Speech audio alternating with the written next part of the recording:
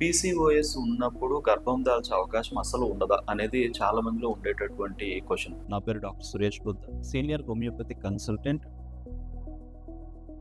PCOS లేదంటే PCOD ఉన్నటువంటి వాళ్ళు ప్రెగ్నెన్సీ రాదు అనేది పూర్తిగా రాదు అనేది కాదు. డెఫినెట్‌గా మీ లైఫ్ స్టైల్‌ని మీరు సరైనటువంటి రీతిలో మాడిఫై చేసుకోగలిగితే, సరైనటువంటి బ్యాలెన్స్‌డ్ డైట్ తిని, సరైనటువంటి వ్యాయామం శరీరానికి ఇచ్చి, బరువుని నియంత్రణలో పెట్టుకుంటూ, మెంటల్ స్ట్రెస్‌ని కంట్రోల్‌లో పెట్టుకోవడం, యోగా గాని, ఎక్సర్‌సైజెస్ గాని వీటి మీద ఎక్కువ కాన్సంట్రేట్ చేయడం, మంచి ప్రోటీన్ డైట్ తీసుకోవడం, అలానే మానసిక ఒత్తిడి నుంచి బయటపడడం, అనవసరమైనటువంటి మెడికేషన్స్ వాడడం లాంటివి చేయకుండా, లైక్ కొంతమంది ఏంటంటే చూస్తూ ఉంటామండి, ప్రెగ్నెన్సీ ఆపుకోవడానికనో లేకపోతే అంతకు ముందు ఏదైనా వేరే కారణాల కోసమనో కాంట్రసెప్టివ్ పిల్స్ ఎక్కువగా వాడడం, హార్మోనల్ పిల్స్ ఎక్కువగా వాడడం చేస్తారు.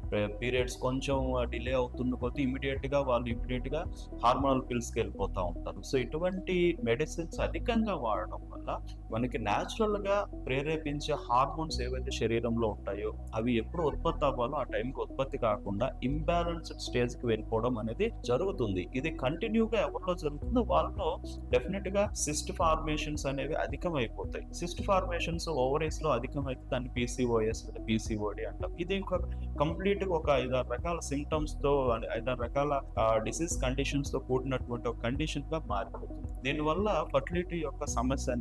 ఇన్ఫర్టిలిటీ యొక్క సమస్య చాలా అధికమైపోవడం జరుగుతుంది. సో వీళ్ళు ఎటువంటి పరిస్థితుల్లో కూడా సరైనటువంటి వ్యాయామం, సరైన లైఫ్ స్టైల్ మాడిఫై చేసుకుంటే గనక కొంతమంది మెడిసిన్స్ అవసరం లేకుండా కూడా ఫర్టిలిటీ ఉన్న అవకాశాలు ఉంటాయి.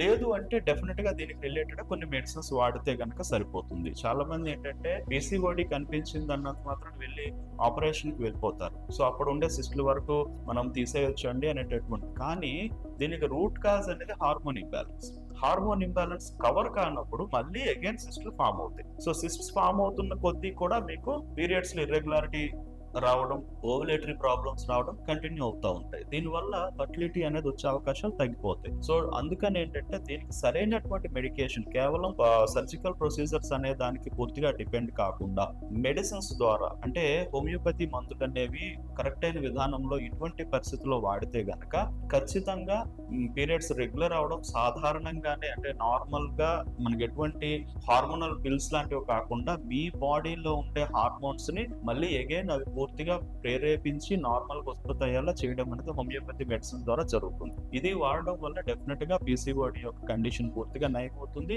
ఇన్ఫర్టిలిటీ సమస్య నుంచి డెఫినెట్ గా బయటపడతారు.